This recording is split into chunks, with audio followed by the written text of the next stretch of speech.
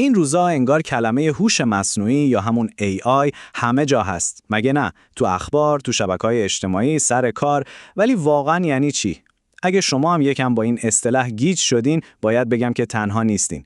امروز قراره با هم این مفهوم رو کاملاً باز کنیم و به یه درک خیلی روشن ازش برسیم. خب برنامه‌مون اینه. اول میریم سراغ این سوال که چرا اصلاً تعریف کردن هوش مصنوعی انقدر سخته. بعدش یه پدیده خیلی جالب به اسم اثر هوش مصنوعی رو میشکافیم.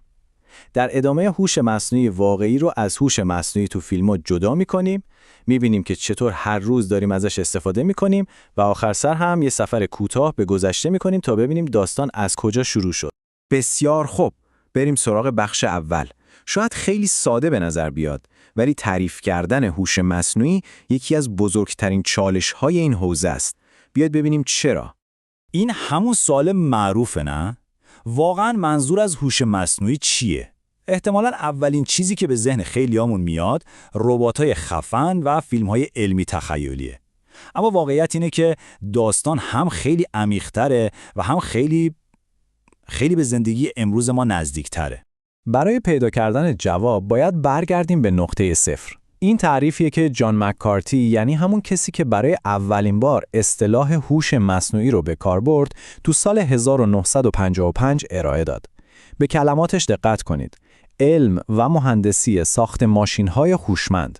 خب به نظر ساده میاد، اما یه مشکل کوچولو همینجا قایم شده. مشکل رو دیدین؟ تعریف کلاسیک مک‌کارتی یه ایراد ظریف داره. برای تعریف هوش مصنوعی از کلمه هوشمند استفاده کرده. این یعنی یه تعریف دوری. انگار که بگیم آبی یعنی چیزی که رنگش آبیه. این تعریف به ما نمیگه که خود هوش اصلاً چی هست و همین سوال ساده ریشه تمام سردرگمی‌های ما در مورد هوش مصنوعیه. جالبه که همین مشکل تعریف ما رو میرسونه به یه پدیده روانشناختی خیلی عجیب.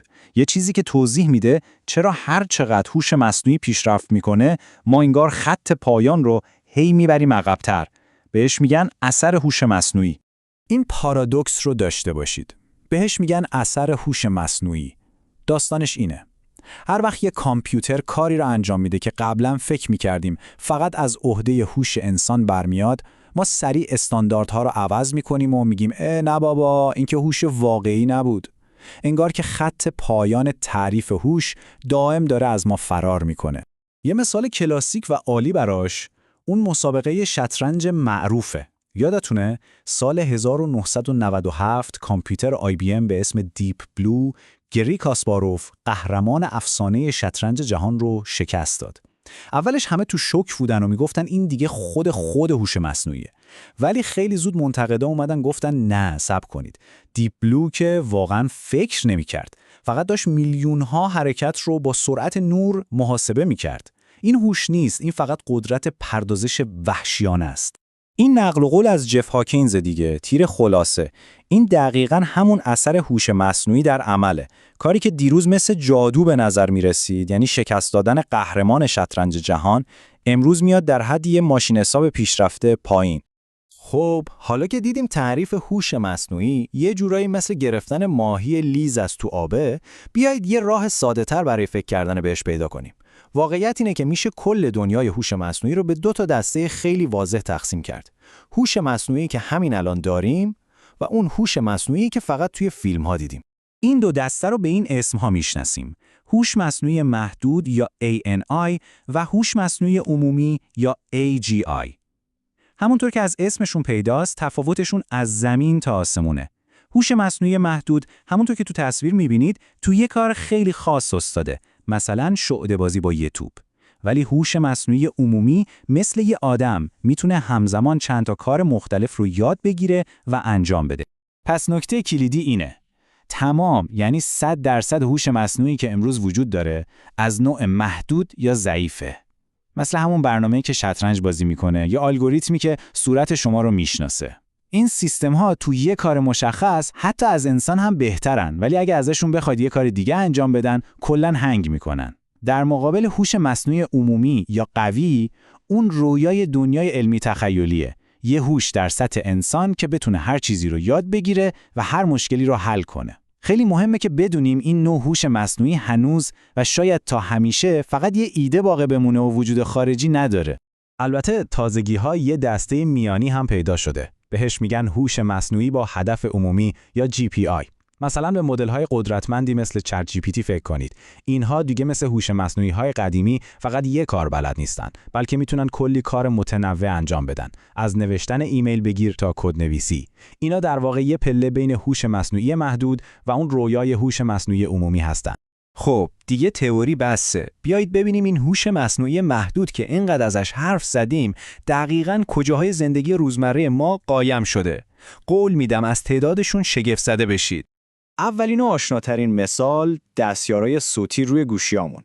هر بار که به سیری یا گوگل اسیستنت میگید یه تایمر 10 دقیقه‌ای بذار یا هوای فردا چطوره، شما دارید از یه هوش مصنوعی محدود استفاده میکنید که فقط برای فهمیدن زبان آدما ساخته شده.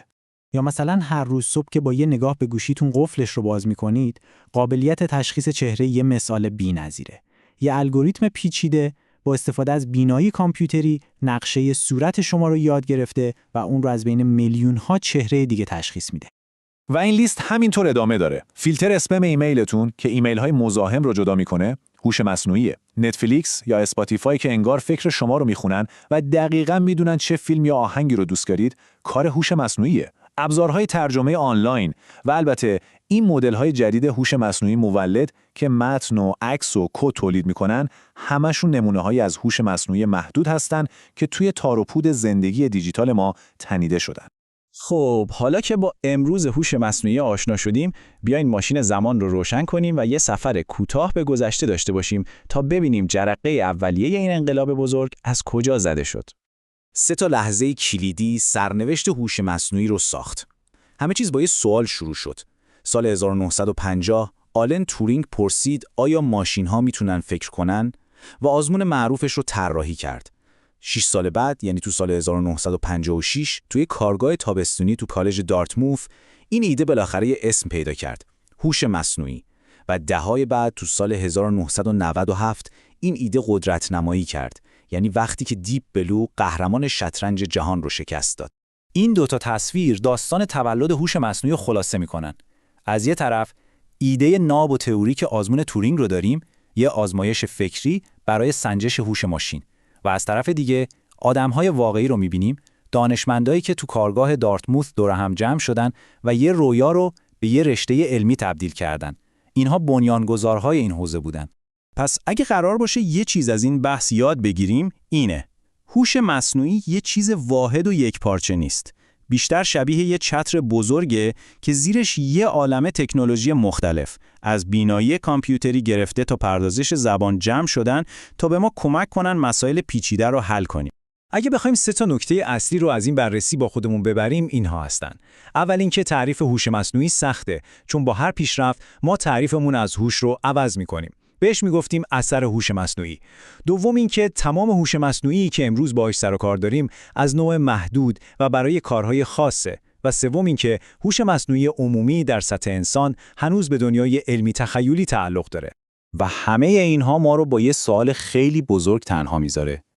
همینطور که هوش مصنوعی محدود روز به روز داره قوی تر میشه و کارهایی رو انجام میده که یه زمانی فکر میکردیم فقط و فقط مخصوص هوش انسانیه، آیا آخرش مجبور میشیم که در تعریف خودمون از هوش و جایگاه ویژه انسان در جهان بازنگری کنیم؟